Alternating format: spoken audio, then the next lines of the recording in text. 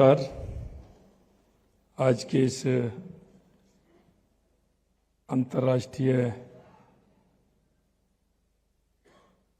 Commonwealth शांति मध्यस्थता सम्मेलन में मंच पर विराजमान भारत के माननीय मुख्य न्यायाधीश न्यायमूर्ति श्री सूर्यकांत जी, माननीय केंद्रीय विधि एवं न्याय मंत्री श्री अर्जुन राम मेघवाल जी, माननीय न्यायाधीश सर्वोच्च न्यायालय भारत न्यायमूर्ति श्री संदीप मेहता जी, माननीय न्यायाधीश सर्वोच्च न्यायालय भारत न्यायमूर्ति श्री विजय बिश्नोई जी, माननीय अटॉर्नी जनरल भारत श्री आर वेंकटरमण जी, माननीय न्यायाधिपति सर्वोच्च न्यायालय जामिया न्यायमूर्ति सुश्री आभा पटेल जी, माननीय कार्यवाहक मुख्य न्यायाधीश राजस्थान न्यायमूर्ति श्री संजीव प्रकाश जी शर्मा जी, माननीय सॉलिसिटर जनरल भारत श्री तुषार मेहता जी, माननीय अध्यक्ष supreme court bar association Shri Vikas Singh ji, माननीय उपाध्यक्ष निवारण अरुणेश्वर गुप्ता जी,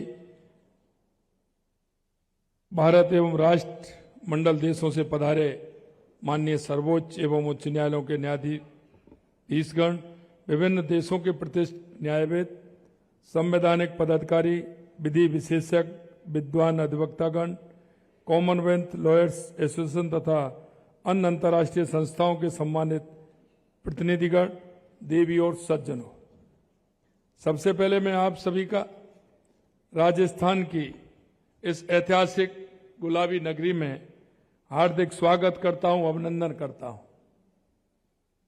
हमारे लिए बड़े हर्ष एवं गर्व की बात है कि कॉमनवेल्थ शांति मध्यस्थता सम्मेलन 2026 के आयोजन के लिए राजस्थान की गौरवशाली धरा को आपने चुना है। यह अंतर्राष्ट्रीय सम्मेलन न्याय व्यवस्था, एक नई सोच, नई दिशा और नए वैश्विक दृष्टिकोण की शुरुआत है। आज हम एक ऐसे दौर से गुजर रहे हैं जैसे चाहे वो अंतर्राष्ट्रीय स्तर पर चल रहे हैं संघर्ष हों, हमारे आपसी मतभेद हों या फिर हमारी अदालत में लंबित मामले हों, एक बात साफ है कि आज की दुनिया में को सबसे ज्यादा जरूरत अगर किसी चीज की है तो वो है शांति और मध्यस्थता। हम अक्सर सोचते हैं कि न्याय का मतलब किसी एक पक्ष का जीतना या दूसरे का हारना, लेकिन संवाद और मध्यस्थता की सबसे बड़ी खूबसूरती यह है कि हार जीत से आगे बढ़कर समाधान की बात करती है।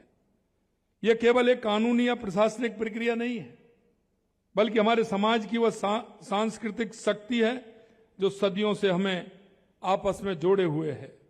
आज हमारी अदालतों पर मुकदमों का भारी बोझ, न्याय में देरी से आम आदमी का समय, पैसा और मानसिक शांति तीनों छिन जाते हैं। ऐसे समय में मध्यस्थता एक वैकल्पिक मार्ग नहीं बल्कि समय की सबसे बड़ी मांग बन चुकी है। यह एक ऐसा माध्यम है जहां आपसी बातचीत से उन जटिल समस्याओं को हल किया जा सकता है जो सालों साल अदालती चक्कर काटने पर भी नहीं सुलझती। इस सम्मेलन की ऐसे कार्यक्रमों से निश्चित रूप से उनका समाधान मध्यस्थता के माध्यम से होता है, और वो मध्यस्थता के माध्यम से होता है वो स्थायी भी होता है। क्योंकि अगर हम न्याय की परिभाषा करते हैं कि उनके मन नहीं मिलते हैं तो कोई ना कोई और विवाद होता है, लेकिन मध्यस्थता के माध्यम से उसका समाधान लंबे समय तक होता है। इस सम्मेलन की खास बात यह है कि यहां केवल मध्यस्थता नहीं बल्कि शांति मध्यस्थता पर मंथन होगा। सामान्य मध्यस्थता में अदालत के बाहर विवाद का समाधान किया जाता है, लेकिन शांति मध्यस्थता उससे कहीं आगे की सोच है।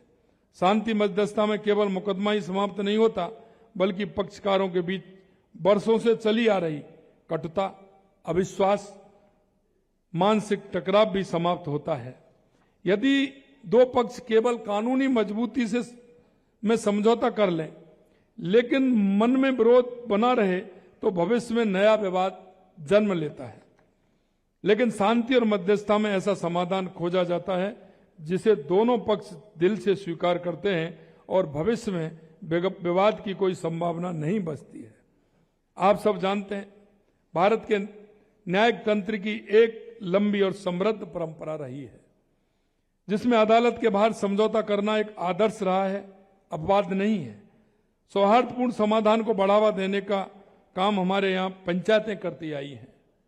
और आप सभी ने देखा है, जो ग्रामीण क्षेत्र से जुड़े हैं, ग्रामीण क्षेत्र में न्याय पंचायत हुआ करती थी, जिनका अधिकतर निपटारा उन न्याय पंचायतों के माध्यम से स्थानीय स्तर पर होता था। और स्थानीय स्तर पर होता था, लोगों को विश्वास इस बात का भी होता था कि पंच परमेश्वर जो 5 लोग करते हैं वो फैसला मान्य भी हो जाता था।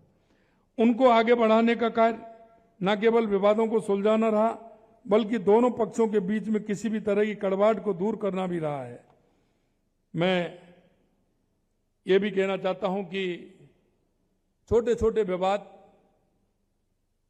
को हम अगर बाहर, अदालत के बाहर अगर उनको हम सुनते हैं तो उनके मन की बात भी निकल करके आती है और विवाद की समझाइश भी आ जाती है। नहीं तो वो आगे चल के जब पढ़ के चलता है तो कोर्ट में एविडेंस के कारण उन सारे विषय जो आते हैं उनमें कहीं ना कहीं पक्ष को समाधान होता है, लेकिन वो काफी समय के बाद होता है। देश के यशस्वी प्रधानमंत्री नरेंद्र मोदी जी का कहना है, ये न्याय सभी के लिए सुलभ हो, समय पर हो, हर व्यक्ति तक उसकी सामाजिक या वित्तीय पृष्ठभूमि की परवाह किए बिना पहुंचे, तभी सही मायने में सामाजिक न्याय की नींव बनता है। इसी सोच के साथ माननीय प्रधानमंत्री जी ने, केंद्र सरकार ने देश में संस्थागत मध्यस्थता को सुदृढ़ बनाने के लिए कई महत्वपूर्ण कदम उठाए। भारत अंतर्राष्ट्रीय मध्यस्थता केंद्र अधिनियम 2019 के तहत भारत अंतर्राष्ट्रीय मध्यस्थता केंद्र की स्थापना की गई। इससे देश में विवादों का त्वरित एवं विश्वसनीय समाधान का रास्ता खुला है। मध्यस्थता अधिनियम 2023 लागू कर मध्यस्थता को विवाद समाधान का एक प्रभावी, सरल और भरोसेमंद माध्यम बनाया गया है। राजस्थान भी हर व्यक्ति को न्याय सुलभ कराने के लिए हमारी सरकार संकल्पित है।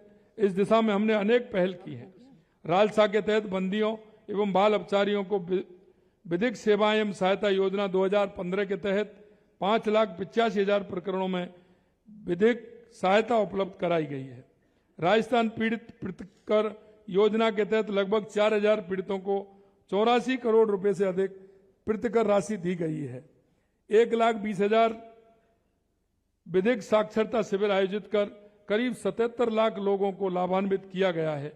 वैकल्पिक विवाद निस्तारण के तहत मध्यस्थता केंद्रों से 21,000 से अधिक प्रकरणों का निस्तारण किया गया है। मीडिएशन फॉर नेशन अभियान के तहत लगभग 22,000 प्रकरणों का निस्तारण मध्यस्थता से किया गया है। मुझे विश्वास है कि इस सम्मेलन में होने वाले मंथन से मध्यस्थता व्यवस्था को और सुदृढ़ बनाने के लिए नए विचार, व्यवहारिक सुझाव प्राप्त होंगे। यह सम्मेलन न्याय व्यवस्था को नई दिशा देने के साथ ही समाजों को बीच सहयोग, समरसता, स्थायी शांति को भी सुदृढ़ करेगा। जयपुर पीस मीडिएशन डिक्लेरेशन से निकलने वाले निष्कर्ष भविष्य में अंतर्राष्ट्रीय विवादों को सुलझाने और शांति स्थापित करने में मार्गदर्शन की भूमिका निभाएंगे।